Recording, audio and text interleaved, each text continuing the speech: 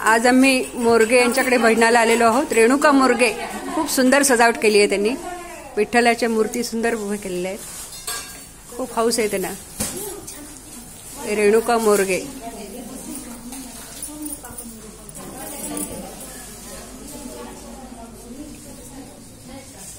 ताई तुम्ही जरा दिसा बरं। रेणुका मोरगे यांच्याकडे आलो आहेत आज आम्ही। नमस्कार करा। हां त्यांनी आम्हाला आवर्जून आज भजनाला बोलवले।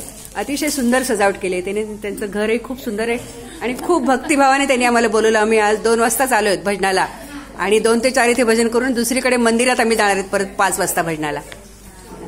धन्यवाद ताई।